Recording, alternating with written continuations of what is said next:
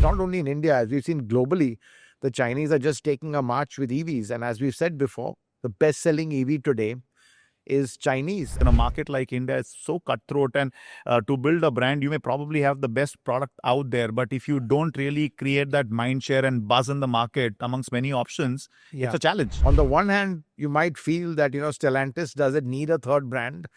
They've not managed the first two brands.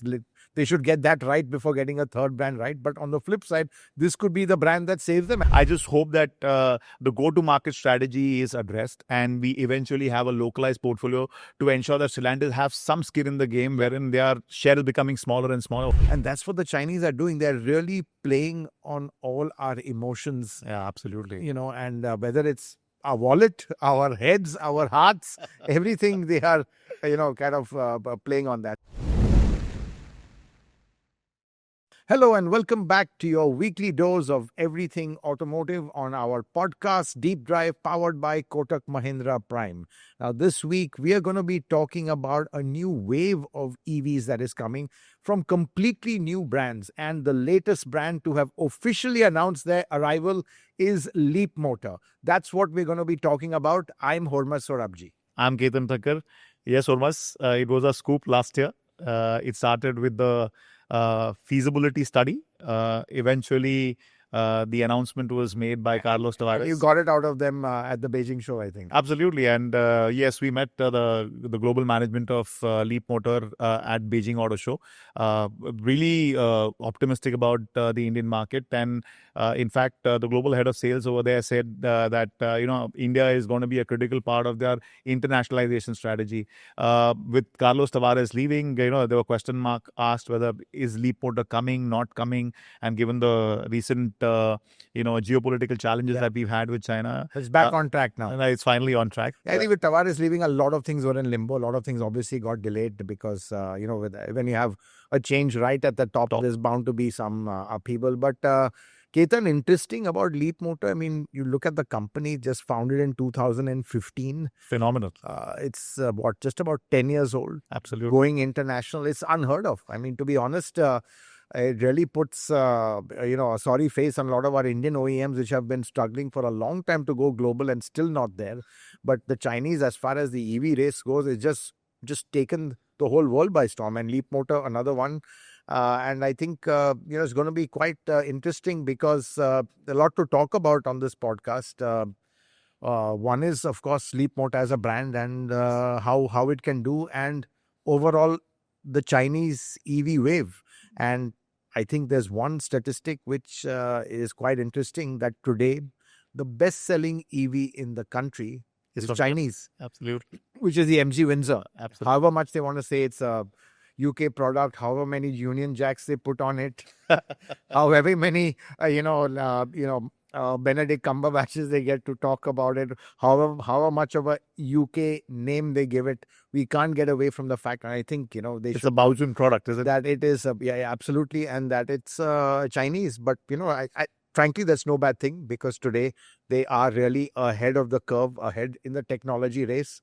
And it shouldn't be a surprise that, the Chinese are really winning everywhere, including a market in India where they're actually fighting with one hand tied behind their back because of our restrictive policies. Yes, almost absolutely. I mean, along with MG, we've also seen a slew of models from BYD, but I'm quite curious to know from you about their portfolio. Some of them were showcased at the Beijing Auto Show, and we reported that. Any insight that you could give our viewers? From what we understand, there are going to be two models. The C10, which is like an MG ZS EV kind of rival, a BYD Atto 3 rival, about 4.5 meters, something like that. Very, very spacious inside, and clearly I think they are banking on that, as to be really a vehicle that is in a bit of a sweet spot. I mean, they're seeing how the Windsor is doing. Clearly it's that size, maybe a little bigger. So again, they'll have to price it very competitively, because let's face it, the Windsor success is largely on its price. Absolutely. And tremendous value. Absolutely. And then I think you've got the T03, which is a compact 3.6, 3.7 meter city car, really tiny. Right. Somewhere between the MG Comet and the Tata Tiago EV. Yeah. So that's where it fits. And clearly they are seeing that there is traction over there, because all said and done, even the Comet, while it didn't do the numbers people thought, and it was seen as a compromise of a car, which it still is. It still served a very niche purpose, and people are loving it for that. So City usage. Absolutely, city usage. It can't be a one and only car for everything, but as a city car, it makes a lot of sense, I think. So that's what they're talking. So they'll have these two products, I think they'll start with. I think the strategy obviously is to go for CKD, and Stellantis has the capability of productionizing this car. They've got a full industrial infrastructure set up over here with their brands, Jeep, Citroen, so engine plants. So they're no strangers to this. I mean, they can do this quite well and do it at a very effective cost. That's where the Stellantis relationship comes. Leapmotor's no way they could have come in on their own. Absolutely. And they came in with Stellantis after, I think, Stellantis bought a 20% stake in it, I think, for about 1.5 billion. And then you have this Leapmotor International 51-49 JV with Stellantis taking the lead with the view of going together to markets like India. So I think that's what they're going to do. So, but I think the plan is to get to market fast. They might start with imports. CBUs, and then get into CKD. So, Ketan, I think, again, another Chinese company coming. Remains to be seen how they do. But for me, the bigger question is Stellantis, not in great shape in India. Absolutely. And both their brands struggling. I mean, it reminds me of Nissan, which had Nissan, and then Dodge, Datsun, when the Nissan brand itself wasn't very strong. Established, So I think over here, you've got two weak brands, both Jeep and Citroen, and now you're launching a third brand. In a way, it could be, if you flip it, this is the brand that could have the most potential, looking at the way, MG has done, looking at the way BYD is doing. So it doesn't need to have a strong legacy of a strong parent. If the product is good, priced well, especially on the EVs where customers are pretty brand agnostic. Right. You've got other brands like Vinfast also coming in, which we'll talk about. It could work. But I think that's really where the strategy is. And I think from what I understand, the investment in the network is going to be minimal because they're going to be using the existing Citroen and Jeep network. Yeah, they have the Stellantis brand house in order to ensure that the dealers are viable, because volumes have come down to literally 3 digits for both the brands. And it's crazy. I mean, and one of the big questions when I saw the official announcement recently last week was that what is the go-to-market strategy going to be like? And you've spoken about Citroen cars. They are much, they are fantastic cars to drive. But when it comes to their awareness, the mind share, people really just don't know about it. I think they got the product planning wrong because no features in the car. And I think, really to then retrofit features after that, it doesn't work at all. So I think it was also a case of bad product planning. I've always said this, past leadership in Stellantis has been very questionable, Stellantis India. And I think, they've really botched up a lot of what I think were pretty solid and sensible and practical plans. When Carlos Tavares invested in India, he didn't go in for a brand new facility. It was a brownfield facility, existing plants, localizing, let's say, powertrain for export, clearly making India the last market or last man standing for ICE, which it probably will be. Right. So really, a lot of things done sensibly. But I think the execution was a mess. No, absolutely. And I'm just hoping that, they would have learned the lesson from the past of how they launched the Citroen brand. With Carlos Tavares, as you've often mentioned, that, the focus was always on cost. On cost. Hopefully now there will be a change in strategy and they'll be spending a lot more money in building the brand, because in a market like India, it's so cutthroat. And to build a brand, you may probably have the best product out there. But if you don't really create that mind share and buzz in the market amongst many options, it's a challenge. Absolutely right. I remember one of the Jeep dealers he was telling the guys, humko ek hoarding de do, just outside my showroom. Just for people to have some awareness. So they just did not spend, they did not invest in the brand. Clearly because, that would eat into margins. Right. And it was all about margins. But in India, as we've always said, you come in as a new brand, you have to pay your entry fee. Absolutely. And that means making a big loss initially. And then hopefully, with the brand, you have to buy market share. You have to, absolutely. To start off with. But then you need to do that to get that scale, because scale is so important in the Indian market, because you're forced to localize to be cost competitive. Absolutely. And to be localized, you need scale. So really, it's a challenging market. But I think, with EVs, it's been slightly different actually, because I think everyone's basically on the same baseline, starting from zero in a way, because, whether it's the brands, whether it's the technology, more level playing field. It's more of a level playing field. That's right. It's more of a level playing field. So I think here's where new brands have a stronger fighting chance. Absolutely. And I'm just hoping that, with the recent investment that Stellantis has made in the brand, with bringing Mahendra Singh Dhoni, frequent interventions on the product, I'm really curious to hear from Mr. Hazela as to how the go-to-market strategy for the Leapmotor brand is going to be. And they would really need to spend a lot of money. Whatever little preliminary understanding that we had before going to Beijing Auto Show last year, met the global management there.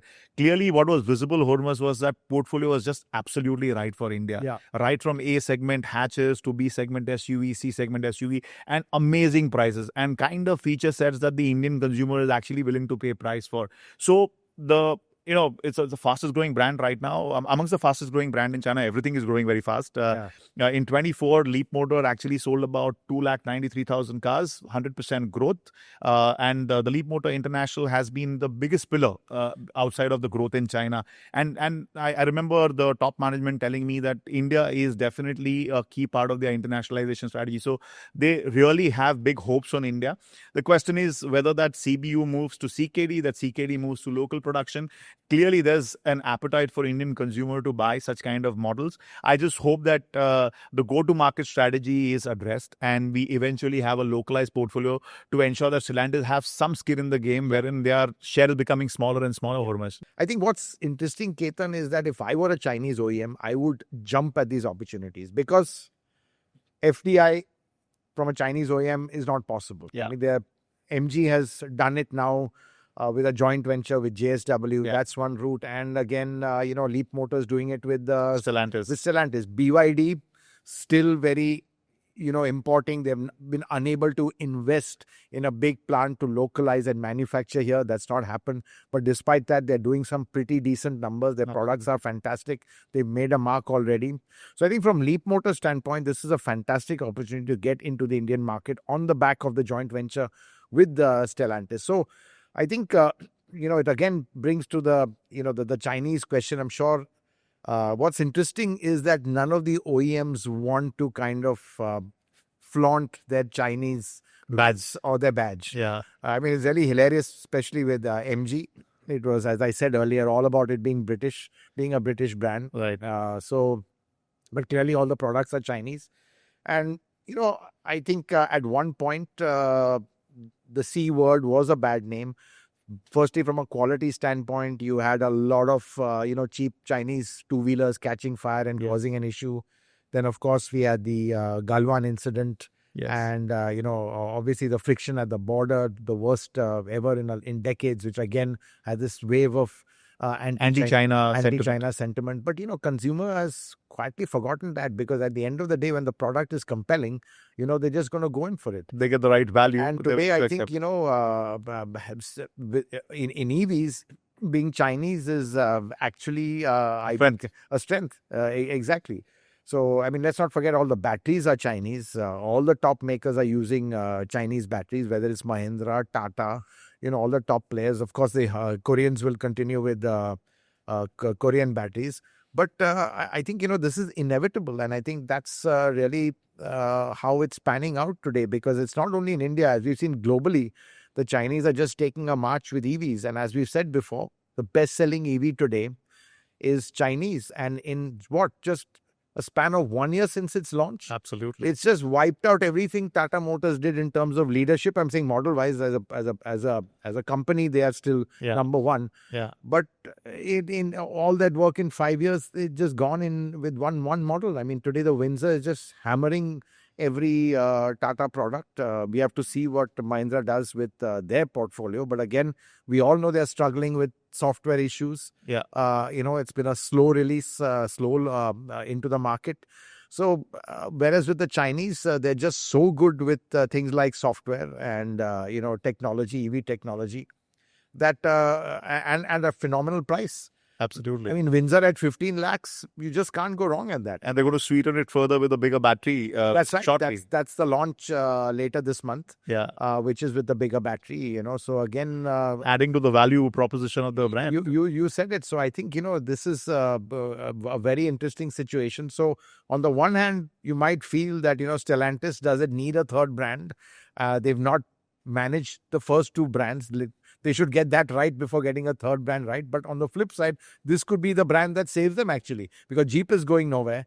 Citroen struggling. I mean, Jeep, Compass, nothing really happening after that. We don't know. There's supposed to be a all new platform. I really don't know where that is, because I think after Tavares, everything is up in limbo. Absolutely. So this could be the brand that actually saves Stellantis in India. Absolutely. Hormazd, one thing about the Chinese brand, I think in no time, BYD has turned into amongst the most valued automotive company in the world. And exactly what you mentioned, from the skepticism during the Galwan days to now, friends ask me as to how are these BYD cars? And the conversation earlier used to be, what about Tesla? And nowadays, given the fact that BYD has beaten Tesla globally, there's all of a sudden this positive resonance of having a Chinese brand, and they've proven themselves globally. They are making waves, and some of the products, those floating car, sailing car, and those clips are going viral, and people are really keen to see what more Chinese brands are coming into India. So it's I agree with you. I think that the perception has changed. People are a lot more open to Chinese brands, and if positioned well, if priced well, it could probably be the backbone of Stellantis in India, actually. Exactly. And, as you rightly said today, BYD is the absolute star of the EV world, or of the automotive world. I mean, imagine who would have thought that they could take on Tesla and beat them. And, their rise has coincided with Tesla's decline. We know the mess Tesla is in. Elon Musk has not been focusing on the company. His investors want him to do more of that and spend less time, in the US administration. Clearly, the market cap has lost. Of course, they're still very strong in certain areas, especially on the autonomous side. But, when you look at their offering, their products are generally dated. They're just not right up there in terms of interior quality, whatever. And BYD has just taken the lead. It's been a stellar ride. So I think BYD really being the vanguard of, let's say the Chinese charge into the EV world. And clearly, the others are also, they're not far behind. I think, as we know, even JSW is looking at, let's say, having its own platform with a JSW badge on it. And where do they look? China. So whether you've got Geely, you've got Chery, you've got Great Wall, you've got so many out there to just get the platform from. What happens to it, we don't know. But the fact is, you think EV, it's got to be China that, is at the top of the list right now, because they're really ruling this space. And how? Interesting you mentioned JSW. In fact, when JSW was wanting to make an entry into India before they could partner MG, they had in fact visited Leapmotor. Yeah. And there was a discussion of securing that platform. So there are multiple conversations going. One was with MG, and exactly what you mentioned for their own brand. If I'm not wrong, even Mahindra guys have visited Leapmotor. Right. So clearly it shows that Leapmotor has really proven itself at a very early stage of its evolution, and some credible products and right product from an Indian standpoint. So, definitely for future platforms, powertrains, the dependency on China is going to be significant, and we're going to probably see more and more models. And we've been saying this, 2025 is a year of EVs, and and we're going to see many more brands also coming. Absolutely. And you very interesting, you point about Mahindra talking to Leapmotor, but right now even Volkswagen, they in China, for the platform they want to bring here. They have an association with Xipeng or Xpeng. I don't know how to pronounce these names. Right. And clearly there's a Chinese connection. Even Volkswagen has a very strong Chinese connection, even, for their EV play for India. Absolutely. Because clearly, in certain areas of software, electronics, they really are phenomenal and very, very cost competitive. So I think, something that's inevitable. I think from an Indian standpoint, while it's great for the consumer, I think it's a real wake-up call for our industry. Yes. And for me, the wake-up call has been that the Windsor has beaten every other Indian brand, EV model, to be the best-selling car in the space of 1 year. That should be a wake-up call for a lot of the Indian OEM, especially Tata Motors, which I feel sad that, after this phenomenal early mover advantage they had, Yeah. And, it was amazing when it was really the push of the chairman, Mr. Chandrasekharan, and he said in an interview that he just gave Gunter 1 year to get it out, what a way they took the market by storm initially. Yeah. I think they seem to have lost that kind of first mover advantage, because now you see the EVs that are coming out, they're on skateboards. So the skateboard benefits are being seen by customers as well. The value proposition is great by these new incumbents, and clearly I think it's something which is a trend which I think is going to increase in the future. Yeah, and it comes on the back of massive scale in China, isn't it, Hormazd? That they are able to bring in these models Absolutely at amazing prices and just the kind of features that the Indian consumer wants to pay for. Exactly. So, I mean, I think our tastes and their tastes are pretty much aligned. They love gizmos, we love gizmos. Yeah. Unlike in Europeans, where you don't want too many gizmos, you want a very kind of let's say sober interior. Yeah. I think that's the approach which Citroen took, and it didn't work. Bring that European mindset over here. Absolutely. Whereas I think we are more, as a consumers, more attuned to a Chinese mindset. Absolutely. What do you think of? I mean, if I could just bring in other brands, Vinfast. Yeah. I think absolutely. I think similar. I think Vinfast Savino has huge plans over here, and clearly we have to see their. The factory is just about starting, by the way. Exactly. So the point is, I think in the EV space, it's very interesting. As you said, a level playing field. All brands have a chance over here, and to really, take on big giants like Maruti Suzuki, which in the ICE space are so well entrenched and very difficult to dislodge.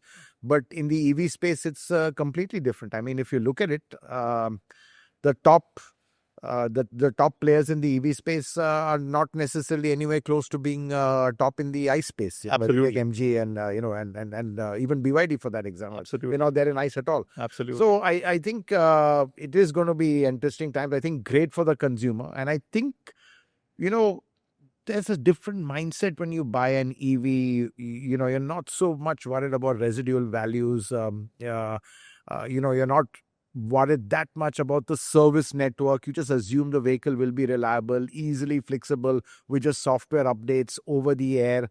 So that you buy it with a different mindset, and that mindset allows you to even go for absolutely unknown brands.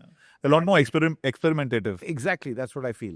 Yeah. And what do you think of MG? Some of the models, we're going to see slew of models from MG, from Vinfast, hopefully Tesla. Yeah, I think from MG, we're going to see, as you said, the Windsor is going to be upgraded right now. I think we will probably see M9? MI9. But, I'll be honest, this is made by the commercial vehicle division. And I just hope their quality is good, because on the Gloucester, which is the Maxus brand, quality was pretty patchy, not there. So I think it's made by a different company altogether. Right. So I think the M9 hopefully won't have those quality issues. But as a product, super, let's say competitive, looks fantastic. Yeah. And, it's something you just want to be in immediately. Right. I think what's interesting also is the Cyberster. Yeah.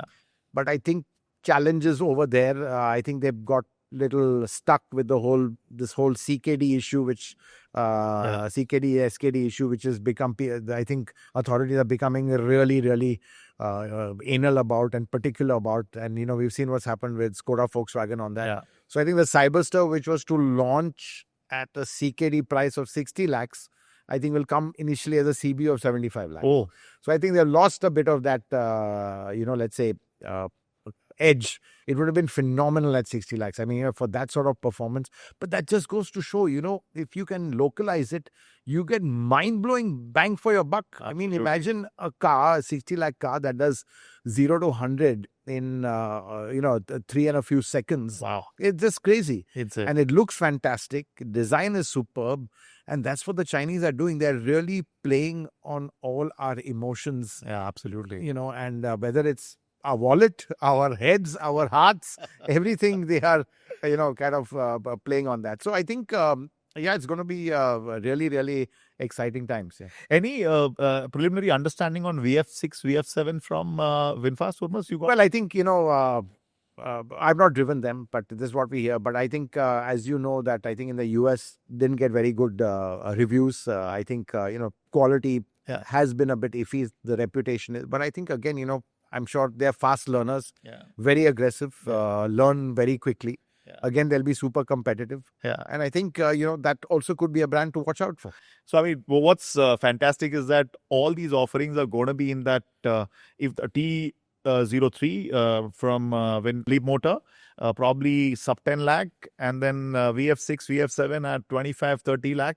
So, some phenomenal option, global option, EV option in the mainstream of the market, and that saying of 2025 being the year of EV, I mean, clearly, a lot more exciting stuff coming up for us. Yeah, well, I still think the jury is out because clearly we've not seen some great takeoff already. We're already, almost 5 months into the year. Calendar year. Into the calendar year. And, I think the Mahindras have had a slower start, at least retailing the vehicles than one. All variants are still not there, so hopefully. All variants are still not there. Absolutely. I think Tata Motors is under pressure. Really, Windsor is really the one that's driving it.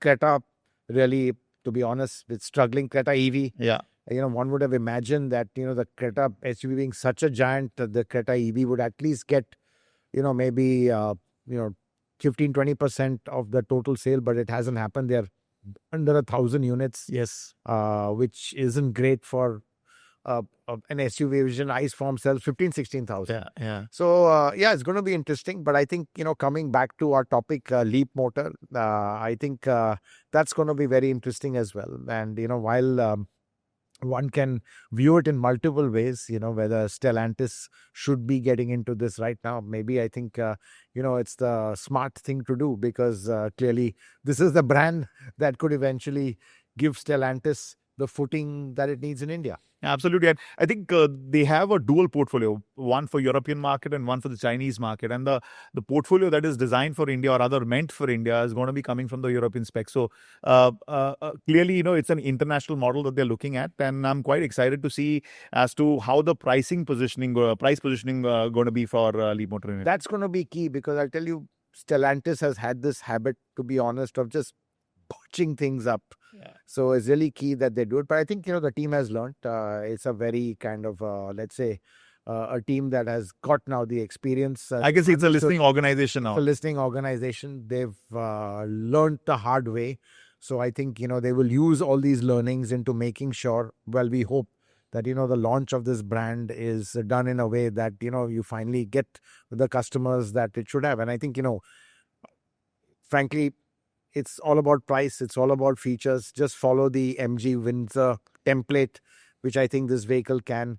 And, that can give you success. And any timeline, Hormazd? When do we see these models in the Indian market? Well, I think we are looking at the end of this year or by let's say the festive period. Ketan is. Yeah, hopefully we get them by then. Yeah, maybe if they want to get it fast, they'll get them as CBUs. So, quick to market that way, which is important. I think that's a good strategy rather than wait for everything to be localized, which takes time and long lead times required. Just get into the market now, strike while the iron is hot.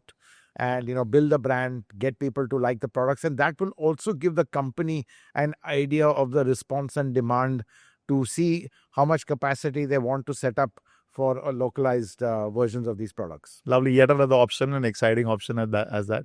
Look forward to that, Hormazd. Absolutely. I think, Ketan, great discussion as always. Very interesting. I think we live in very dynamic times. Really, I think this industry is something we both love because I think there's just nothing quite as exciting. And lucky to be part of it. And not part of it, I think we are in the heart of it. And and honestly, that's what we like to give you with Deep Drive, our perspective and the inside stories and the inside scoop. So I do hope you enjoyed this episode as well. And please stay tuned every Saturday, 11 a.m. Subscribe so you're notified on our YouTube channel. And if you want to hear it just as an audio, a great thing to do while you're in the car, you can also catch us on Spotify, Apple Music, and Amazon. Thanks for watching.